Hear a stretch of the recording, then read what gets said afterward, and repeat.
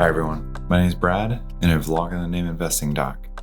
Today I'd like to talk about the biggest mistakes I've made in my primary care practice so far, so follow along with me so hopefully you can avoid these mistakes too.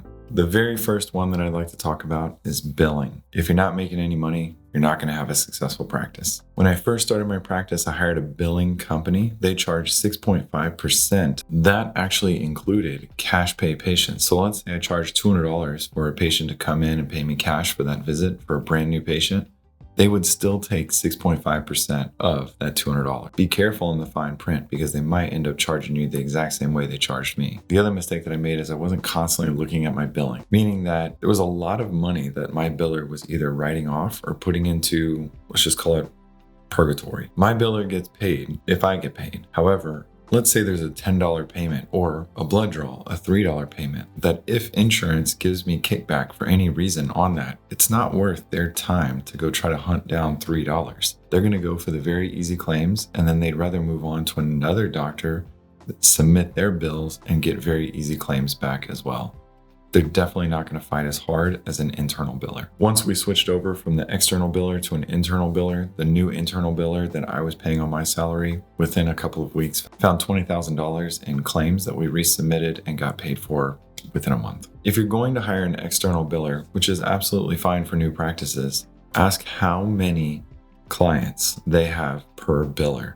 If it's more than 3, you're never going to get a fair value or a fair time value from that biller. So move on to a different billing company. The next one I'd like to talk about is that discounts will always backfire on you. When I first started, I had 5 people on my schedule. I was so desperate to see patients that I wanted to spend a lot of time with my patients. And there were a couple of times that I ended up giving discounts to patients. There was one lady that I saw that couldn't pay a $30 copay because she was financially having a really tough time. Told me she would pay me in 2 weeks. I saw her 2 weeks later. Guess what? Money didn't come through yet, so I had to waive that $30 copay again. And then after that, I never asked her or heard from it ever again. However, when I switched from my external biller to an internal biller about a year down the road, my biller came to me and said, "Hey, do you realize that this person hasn't paid for any of their visits?" And I said, "I had no idea." And it turns out that $240 is what this person owed me. They refused to pay any of that because they heard that they never had to pay any copay, even though I didn't say that they never have to pay one in the future. This lady threatened to leave us a bad review, and we just ended up just writing it off and moving on to something else. And we told her that unless she pays her bill, she's not welcome back in the clinic. You would think that I learned my lesson there, but nope, did it again. About a year after that incident, a college kid came in and clearly was having a really tough time. They were living out of their car. In my opinion, they were in a bipolar episode. So I spent hours trying to get them into a psych facility, ultimately did get them into a psych facility. And all they had on them was half of our usual fee, which I accepted. Well, this person got out of the psych facility. They ended up doing better. And our automated system ended up sending them a bill while they were in that psych facility for that extra half that they didn't have. The person, when they got out, they called us, we corrected it on the spot, and we emailed them proof that they don't owe us anything. An honest mistake, but a mistake on our part. Immediately, this person pretty much went online, gave us a 1-star review, and said that we did nothing for them, how much we suck, and how terrible we are. And I think that really hurt because here we are where I literally spent hours trying to help this person, and in my opinion, significantly helped this person. And they went online and just left me a bad review, even though I gave them half off that visit. The next one also revolves around money, and it's you have to collect copays and deductibles up front. At the very start of my practice, patients would give all kinds of excuses on why they can't pay.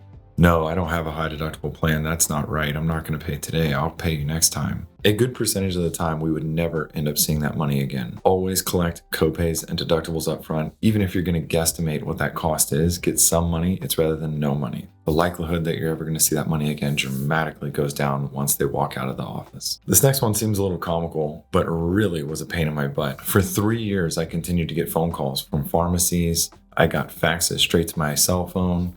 And it was all from insurance companies or pharmacies. It was because when I first started getting credentialed, I didn't realize that these insurance companies or CVS, for example, they query what you're putting online and they put that in their database. And if you update that database on Medicare's website, for example, it doesn't always get updated on CVS's website. So it took 3 years to finally get rid of all of this misinformation in CVS and Walgreens and all the other pharmacies because They were just calling my cell phone or trying to fax my cell phone, even though all the information was updated online. Never put your home address, and do not put your cell phone number as your main credentialing number. Next one is not terminating an employee early enough. There were a couple of employees that I talked about, and one that I'll link below. Basically, I had this other biller that I ended up hiring, and this biller cost me a lot of money because she had no idea what she was doing.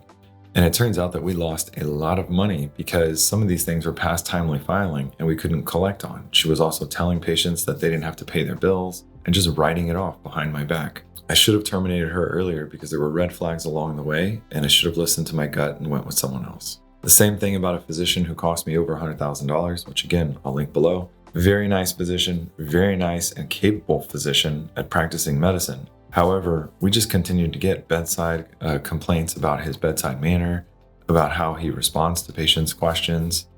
And people just frankly didn't want to see him. There were patients that were calling in saying, hey, I want the first available appointment. We'd say, oh, we have this person available. And they'd say, oh, I've seen him before. Absolutely not. I should have put this person on a remediation pathway. And this is a whole different discussion on all the stuff that went wrong with that relationship. But I should have set boundaries clear and should have either had a remediation way or just terminated ways. Caring about bad reviews. It's only a matter of time before you get a bad review. And if you haven't had one, you're going to get one. Put the reviews into two different categories. Something that it has actionable change. Like let's say all of them are basically talking about how bad your billing practices are. And not just complaining about the bill, but the fact that maybe you didn't send the statements correctly or it had the wrong person's name on a lot of statements. I don't know. Just if there's a theme to it, correct the theme. If it's an angry patient, it's an angry patient. Let them vent, respond in a HIPAA-compliant way, and move on with your life. I let these bad reviews significantly affect me to the point where at the very beginning of the practice, when I got a bad review, my wife would be like, oh my gosh, you got a bad review? Now I can't talk to you today because all you're going to be thinking about is that review, and you're not going to be present today on your day off. You have to have good reviews, but don't overly care about them. Boundaries. Boundaries are extremely important in the patient-physician relationship. At the very beginning, again, I was desperate for patients, or at least so I thought, that I was spending an hour to sometimes 2 hours with new patients thinking that I was going to give them the best care that they could possibly get. What I did not realize that I was doing was actually hurting myself by putting in their mind, this is going to be the expectation of every visit going forward. One woman, for example, a sweet lady, but she came in for her Medicare annual wellness recently, and she spent a good 10 minutes complaining about how much my practice sucks, how much everything sucks that I don't call her anymore whenever she calls in for every little thing, that I haven't called her back on the weekend to talk about her labs. That basically that hour that I spent with her for every reason, that when she came in the last time for an ingrown toenail, that I didn't spend an hour with her, she was very upset about that. And basically I had to say, look, I spent 2 hours with you the first time that I saw you. I talked about everything that you wanted to talk about. And unfortunately, I do take Medicare and insurances, and those are time constraints. And I wouldn't be able to practice medicine spending an hour with you every single visit.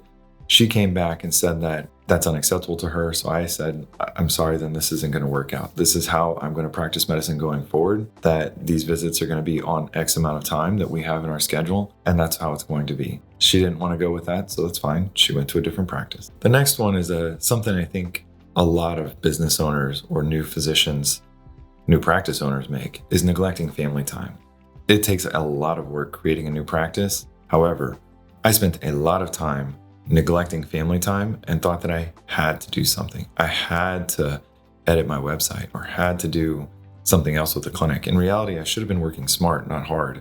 I should have been hiring a virtual assistant or getting on Fiverr and farming out some of these tasks to someone else. I wasted a lot of time and neglected family time because I thought I was trying to save money by doing it myself. I wouldn't do that again. Starting a medical practice with friends. I didn't do this one, but I almost did this one. My lawyer told me it was an absolute terrible idea. It was going to be me and 2 other individuals, a woman and a man. The woman backed out right when she saw the cost. She has a kid. She needed the guaranteed income. And she said, look, I can't have these extra costs over my head. I need to make sure that I have guaranteed income. We said, that's fine. She left. My other friend that was going to join the practice, I would best describe him as a free spirit.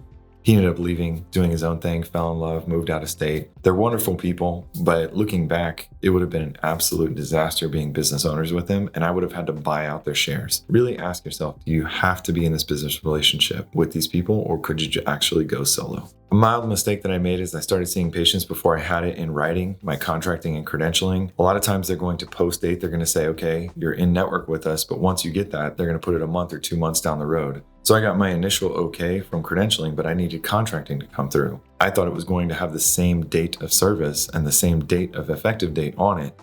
Totally wrong. 2 months, all those claims that I saw for that particular insurance ended up going out of network because we told patients we were in network in good faith. We wrote all of that off because we didn't want to bill them out of network. And the last one is understanding the difference between mistakes and cost of doing business. Mistakes are things that you should have corrected a lot earlier and are more procedural in ways.